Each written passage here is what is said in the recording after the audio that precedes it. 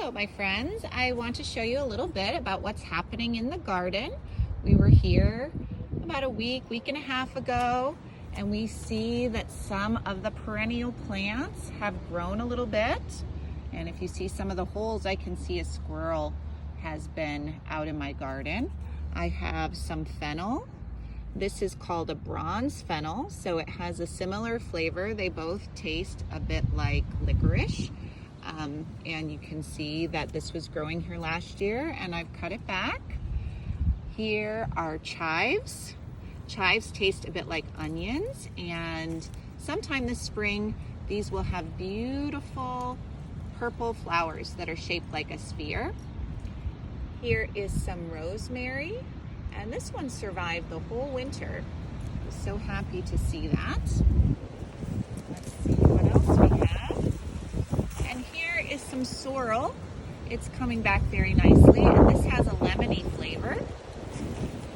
Here is my strawberry patch. It's not very happy. And let's see, I planted some seeds, and I know I told some of you that a squirrel came and dug through my garden, but I do see that some plants are coming up.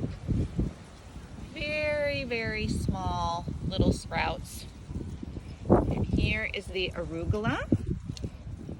Here are the leaves of the arugula plant. These are some that I planted last fall, and they are going to seed.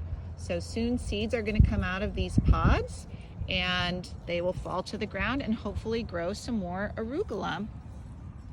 These are some lettuce plants that I grew last fall. They survived the winter, and they are coming back nicely. And probably in a week or so, I will be able to cut them and make a salad for my family. And when I cut them, they will grow back. I don't see any evidence of the pea seeds that we planted. And let's see, this is a kind of thyme. And you see those little green leaves? They are starting to come back, so hopefully we will see that soon. Here is a lilac bush. I don't see any evidence of the flowers yet, although I did see a lilac bush in my neighborhood that has some coming. And here, this is an Asian pear tree. You can see the blossoms. And this one is a little bit small. I'm going to show you another one in my yard in just a minute that's a little bigger. So here we have another Asian pear tree. This one you can see seems a lot happier than the first one I showed you. When we bought this tree, we needed 2 of them because the bees need to go back and forth to cross-pollinate to get any fruit. Unfortunately, last year a squirrel came and ate all of my fruit. So here is a tree that is native to Virginia. It's a redbud tree. It's getting ready to blossom. It's called redbud, but I always think that the blossoms look a little bit more like a purple or a magenta. This is a tree that's native to Virginia, and this particular tree I bought at Mount Vernon. So I bought that at George Washington's house. Here is an apple tree. This is a Fuji apple tree, and you can see that the blossoms are getting ready to open.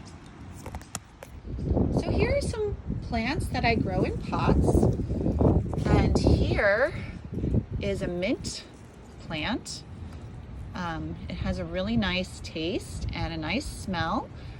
You can use it for many things in drinks. It's very nice to put in, sometimes in lemonade. So this is a perennial. It comes back year after year, and I grow this in a pot because if I don't, it will expand and grow like crazy. Mint can take over a whole garden. It's a very fast-growing plant. And this is a pansy. This is one of my favorite flowers. They're very beautiful. They are lovely to press, and you can use them to make cards or artwork. And this one I planted in the fall, and it survived the whole winter and is being very successful this spring. And here we have some daffodils. Very fun plants in the springtime. And this is a chrysanthemum plant, and that is one that was growing in the fall and has survived the winter, so it's a perennial plant. And they blossom in the fall and the late summer, so I like to have them when the monarchs come to my garden so that they have something to eat, that they can drink the nectar from the chrysanthemum plants. And here we have lavender. And this is the first time I have had a lavender plant that has survived the winter. So I am very happy about this. And I'm very surprised to see that this is close to blooming. They have a beautiful fragrance and very beautiful flowers too. They can be dried, and sometimes people save them to put into pillows because they smell so lovely. So let's see. Over here we have a rhododendron. Rhododendrons bloom in the spring, and you can see this is getting ready to bloom. They stay green all winter long, and one thing I find interesting about this plant is when it gets really cold, the leaves kind of shrivel up, and then when it warms up, they expand again. So we're starting to see more signs of spring in my garden. This is a hydrangea bush, and later on in the season, it will have very rounded flower blossoms, and I'm not sure what color this one is. I forget, maybe pink, maybe purple. And here I have some mountain laurels.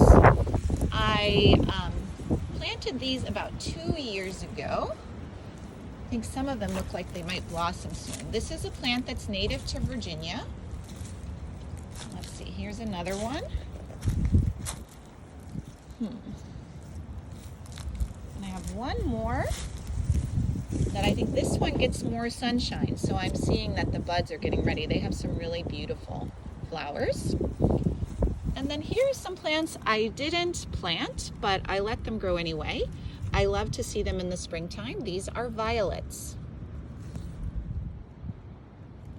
So here is another plant that is a friend to butterflies. This is called a spice bush, and I planted this maybe 3 or 4 years ago. I bought it at Mount Vernon, and I keep hoping that I will attract a spice bush butterfly. That has not happened yet, but I have this bush and I have another bush, and you can see that the leaves are just starting to come out. And so every year I'm hopeful that I will get some spice bush butterflies to come to my yard. So this bush here is a bit of a surprise. It's gotten quite big. A couple of years ago, we had pussy willows in our classroom. You might remember that Miss Ye brought some in for our class this year, and we sang some songs about them. Well, one year I noticed that one of the branches had developed some roots, and I read that if you put it in the ground, it could grow. So I did that, and it started just as one branch, one kind of twig of a pussy willow, and it has grown really, really tall. I think maybe I should prune this one. And here's a bush that you're gonna see all over the springtime. I have many in my yard. This is the first one that's starting to blossom. So this is azalea. They come in many different colors. This magenta color, I have one right here that is red. They're white, light pink. This is azalea. This is a very humble tree. I bought it the same year that I bought the red bud tree I showed you in my front yard. This is a dogwood. It's the state tree of Virginia. And you can see it's still very short. The first year, some children playing in my yard broke it, but it is still alive. Oh, here comes Apollo. He's hanging out here in the yard. And you can see the leaves are just starting to come out on this tree. This tree, when it gets bigger, I hope it will have a beautiful white flower that comes later in the spring. So here is another humble tree in my yard. It is the pawpaw tree. Some of us sang a song about pawpaws last year, way down yonder in the pawpaw patch. This is one that also broke last year when people were playing in the yard, but I see one leaf is coming out, so I am hopeful that it will grow. I bought 2 pawpaw trees from Mount Vernon last year because you need 2 to cross-pollinate, just like with the Asian pear trees. Unfortunately, the other one died. So maybe next year I'll go to Mount Vernon and buy another pawpaw tree so that one day I can have pawpaws in my yard to share at school. So here is a plant that has 2 names. It's called hellebore. It's also called Lenten rose. So at this time of year, many Christians are observing a holiday, or not a holiday, but an observance called Lent. And this plant blossoms at that time, so sometimes it's called Lenten rose. And these flowers, they last for weeks, which is one reason that I like this plant. It's very lovely to see. Let's see what else we have. Here's another smaller Lenten rose. It's got a little different color than the other one. Let's see, these are very pretty. I forget the name of these though. I've had them for many years. And here I have the beginnings of some Virginia bluebells. And this is called a bleeding heart. It has some really pretty pink flowers. But this is what I really wanted to show you, was this plant. This is a plant that's native to Virginia. That means that it should grow here. It's not a plant that people brought from other places. And so these are called Virginia bluebells. And if you go out on a hike, sometimes you'll see these out in the woods. I think I bought these at Mount Vernon a few years ago. I like their native plant sale a lot, as you can see. All right, well, I enjoyed showing you my garden, my yard. I'm going to put some language cards in our Google Classroom that will show you some herbs, because we started in my herb garden, and I think you might like to see some of those beautiful pictures.